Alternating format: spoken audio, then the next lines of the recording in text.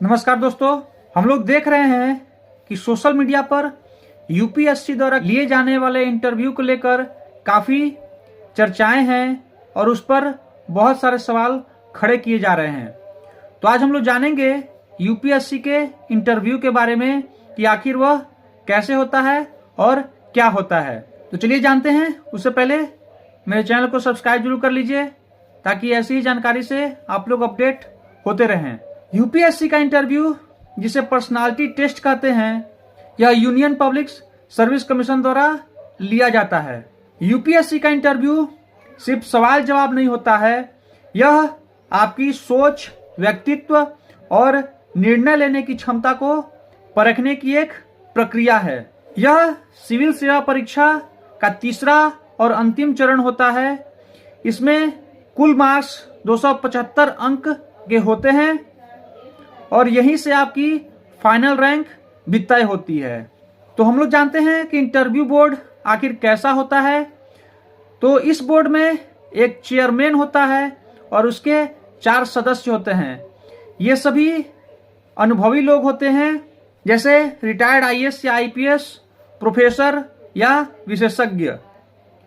अब इंटरव्यू का पूरा प्रोसेस क्या होता है, तो इसमें मेंस के बाद डीएएफ भरते हैं, जिसमें आपका नाम, शिक्षा, हॉबी, घर का पता और जॉब एक्सपीरियंस। ज़्यादातर इंटरव्यू के सवाल यहीं से आते हैं। यूपीएससी आपको इंटरव्यू के लिए बुलाता है। आमतौर पर यह इंटरव्यू दिल्ली में होता है, जिसमें इंटरव्यू के दिन फॉर्मल ड्रेस में जाना होता है और पहले वेरिफिकेशन होता है, फिर आपको बोर्ड के सामने भेजा जाता है।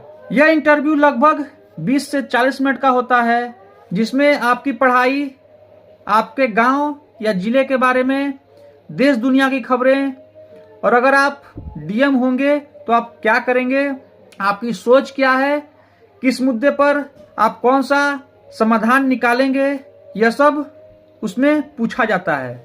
यूपीएससी ये नहीं देखता कि आप सब जानते हैं या नहीं, बल्कि वह आपकी सोच, निर्णय क्षमता, ईमानदारी, संतुलन और आपके व्यवहार को जांचता है।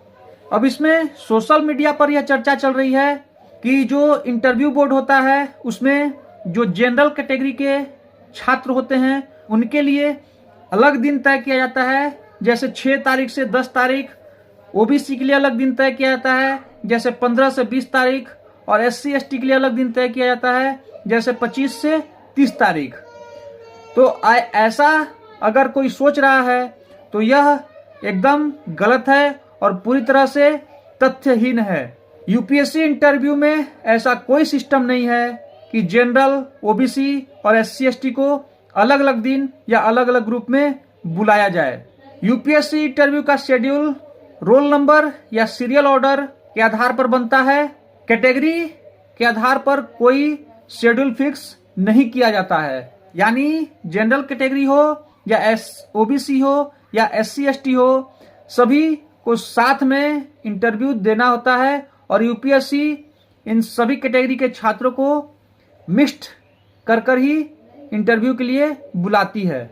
ऐसा इसलिए किया जाता है ताकि निष्पक्षता बनी रहे और किसी भी तरह का बायस ना हो और सभी को समान अवसर मिले।